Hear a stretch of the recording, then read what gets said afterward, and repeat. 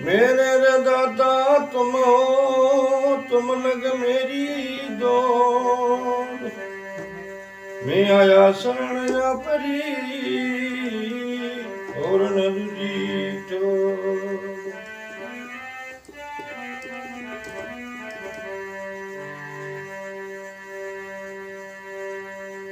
मत कर मान गुमान बंदा, मत कर मान गुमान, शब्द न हो तन एक समान। तो ये जीवन का सफर है।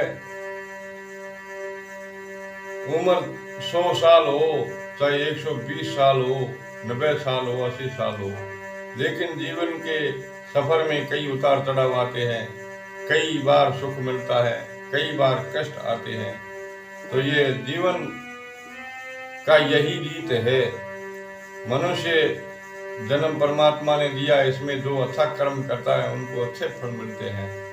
जो खोटे कर्म करते हैं उनको कष्ट भी सहन करना पड़ता है। लेकिन एक जो पेड़ के कर्मों का भुगतान वो भी करना पड़ता है। ये संसार की रीत है मृत्यु लोक की। लेकिन जो कर्म अच्छा करता है, परमात्मा के भरोसे जो कार्य करता है, देवी के भरोसे जो कार्य करता है, उनका कार्य हमेशा बनता रहता है, कभी असफल नहीं होता। लेकिन दिनमान का चक्कर तो एक अलग है।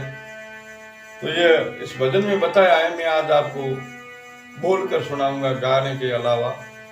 कल मैं आपको वीडियो ये गाकर भी भजन सुनाऊंगा। तो राजा हरिचंद्र राज करत है, संपत मेरु समान। एक दिन जाय हाट बिकायो, अंबर रहत मसान। बंदा मत कर मान गुमान, शब्द न होत न एक समान। एक दिन सीता रुदन करत है, महा विपिन उदान। लंका जीत राम मिल सिए, विचरत पुष्प विमान। बंदा मत कर मान गुमान, शब्द न होत न एक समान।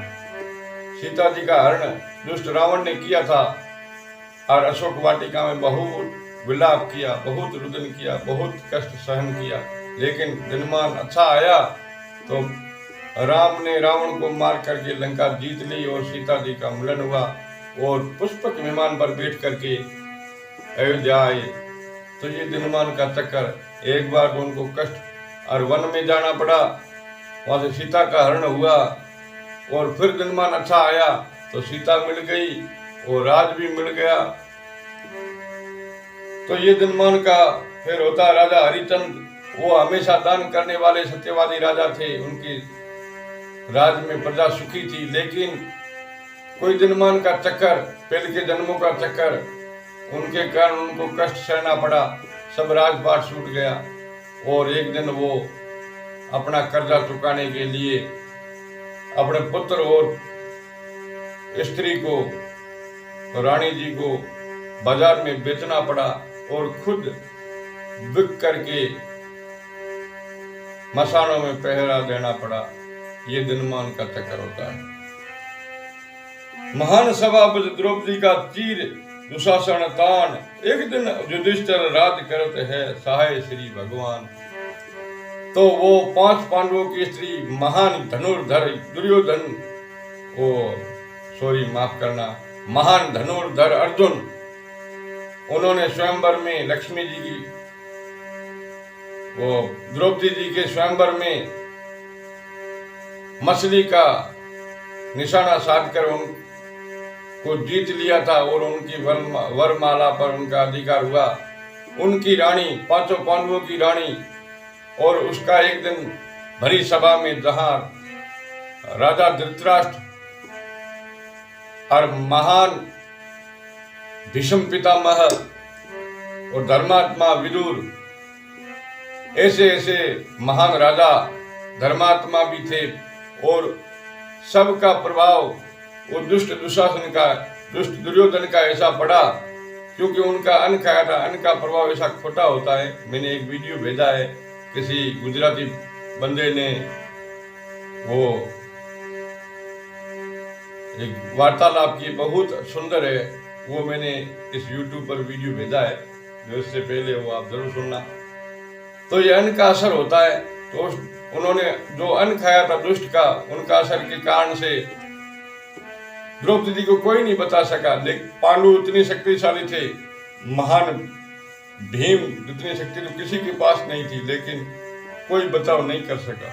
तब उन्होंने द्रौपदी जी ने भगवान कृष्ण को पुकारा, उनका तीर बढ़ाकर उनकी लाज बताई। तो ये जन्मान का फल होता। वही राजा युधिष्ठिर एक दिन जुए में हार गए थे, सब कुछ अपना हार गए थे, वन वन भटकना पड़ा। बाद में दिन अच्छा आया तो उन दुष्टों को मारकर भगवान की सहायता से एक सत्र राज किया। उसी प्रकार एक दिन दुला बनत बराती, चहुदिस मंगल गान, एक दिन डेरा होत जंगल में, कर सूदे पगतान। एक दिन बंदे की जो मनुष्य होता है उनकी शादी हो जाती है। जवानी में शादी होने के बाद वो बहुत सुखी रहता है, और वही बुढ़ापे में आखिर जीवन जी करके उनका अंत होता है और जंगल में उनको काम लगा दिया जाता है। तो ये जन्मान का चक्कर होता है। प्रगट है पूर्व की करनी, तद मन सोच अज्ञान। ये पेड़ के जन्मों की करनी होती है, तो अपने को भुगतना तो है ही है। अच्छे कर्म किए हैं, पेड़ के जन्म तो सुख भोगेंगे, खोटे किए तो दुख भोगना है।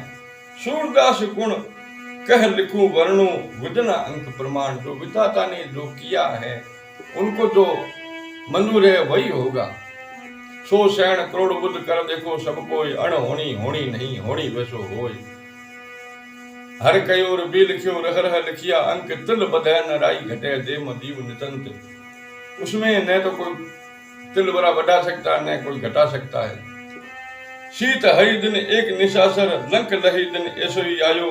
दिन एक गए पांडव वन वन, दिन एक शीश सत्र धरायो। दिन एक नली तरी दमयंती। दमयंती सुंदर थी, लक्ष्मी जी के समान, लेकिन उनका पति नल था राजा।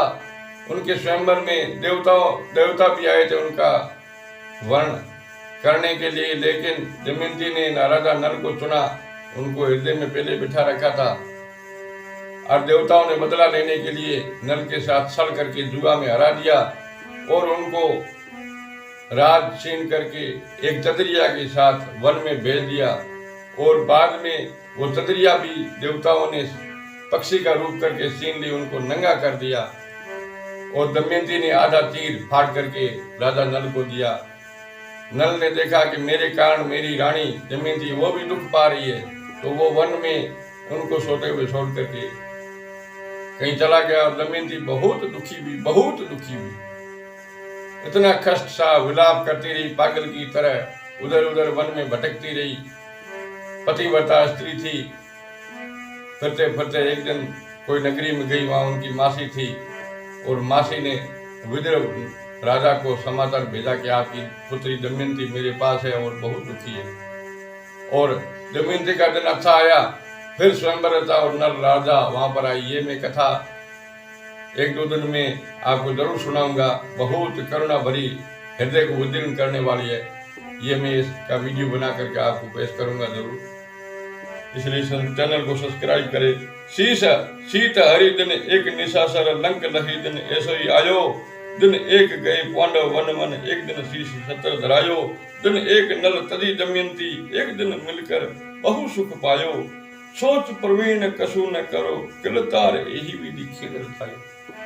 परमात्मा ने इसी विधि खेल रचाया है, उनकी गति उनकी रीत वही जाने, इनका किसी पर हाथ नहीं होता है। कर्मों की गति होती है, अच्छा कर्म करे तो अच्छा फल भोगना पड़ता है, और बुरे कर्म करे तो उनका फल बुरा ही होता है। गौ माता के समान कोई सेवा नहीं होती है, माता पिता के समान कोई सेवा नहीं होती, गरीब की मदद के समान कोई सेवा नहीं होती है। ठगी नहीं करनी चाहिए, अपने हक की कमाई करनी चाहिए। इसी में, क्योंकि संसार में गृहस्थी जीवन है तो उसको जीना तो पड़ेगा, तो ऐसे कर्म करो ताकि अपने जीवन में कोई कष्ट न आए।